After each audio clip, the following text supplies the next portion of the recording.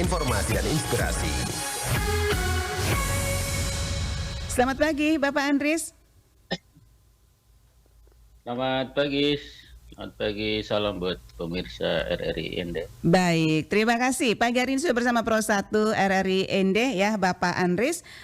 Topik kita pagi hari ini terkait dengan Lembata Siaga Darurat Kebakaran Hutan dan Lahan. Begitu ya, Pak Andris. Nah, untuk Lembata ini sendiri sudah masuk status kesiagaan level berapa ini terkait dengan kebakaran hutan dan lahan, Pak Andris?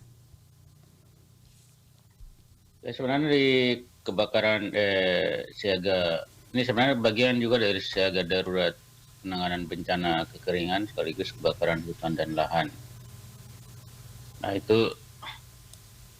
ini dasar kita di SK Gubernur NTT nomor 172 tahun 2003 tentang status keadaan siaga darurat. Jadi penanganan semua siaga darurat, tidak pada level ya, semua pada posisi siaga darurat untuk satu NTT. Termasuk Lembata, begitu Pak Andris ya? Iya, kita di Lembata sendiri kita sudah identifikasikan di 9 kecamatan itu kan dari BMKG itu kan hampir seluruh ya, seluruh di 9 kecamatan itu. Terus kita siaganya lebih di 78 lahan daerah padang berisiko terbakar untuk jalur angkutan penumpang. Karena sekarang itu kalau kebakaran akibat atau pembakaran lahan itu sudah hampir sangat kurang, tetapi diidentifikasi yang akhir-akhirnya terutama karena kebiasaan membuang puntung rokok sembarang. Karena itu kebakaran di daerah-daerah yang tidak ada pemukiman, padang luas gitu. Ya, Pak Andris, untuk menentukan kesiapsiagaan darurat ini ya, apalagi terkait dengan kebakaran hutan dan lahan itu pasti ada tahapan-tahapannya ini. Untuk sampai ke tahapan darurat ini boleh tahu seperti apa? Ya, kita mengamati dinamika dari kondisi cuaca dan iklim ya. Tetapi sebenarnya itu dari penentuan dari BMKG.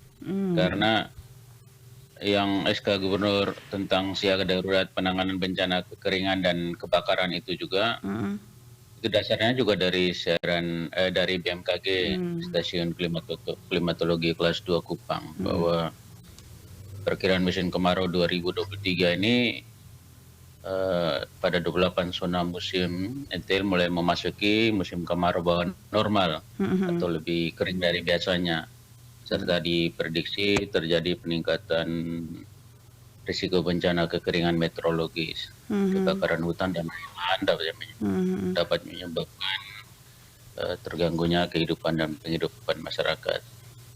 Sehingga kemudian Gubernur mengeluarkan SK darurat itu, kemudian turunan juga kepada kita di Lembata itu kita keluarkan sejak mulai dari tanggal 11 Mei 2023.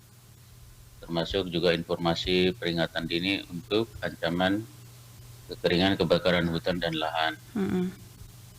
Nah, itu kita minta ke kepala desa, lurah untuk menyampaikan ke warga agar menyiapkan langkah-langkah dan upaya pencegahan, mitigasi dan siapsiagaan untuk mengantisipasi peningkatan risiko bencana kekeringan meteorologis, kebakaran hutan dan lahan.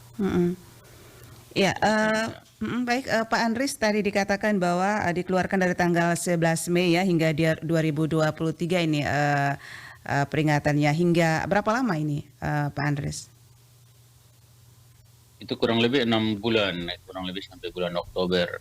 Oh, sampai Oktober, lama juga ya Bapak ya? Iya, ya. Kalau secara NTT sampai 27 Oktober, dari 27 April sampai 27 Oktober, terus kita 11 Mei 2023 itu kita keluarkan. Jadi itu nanti akan menyesuaikan kurang lebih juga sampai bulan Oktober nanti. Nah, itu kita minta kepada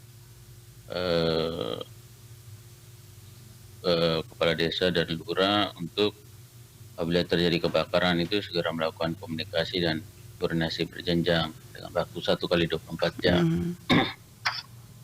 Itu yang dilakukan oleh BPBD Lembata sendiri ya, terkait dengan koordinasi dari atas sampai ke bagian desa begitu ya Pak Andris?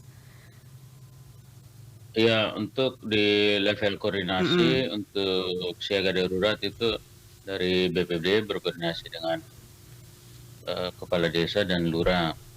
Itu bisa termasuk mereka juga diminta untuk mengedukasi masyarakat tentang kebakaran hutan lahan, tidak membuang puntung rokok sembarangan.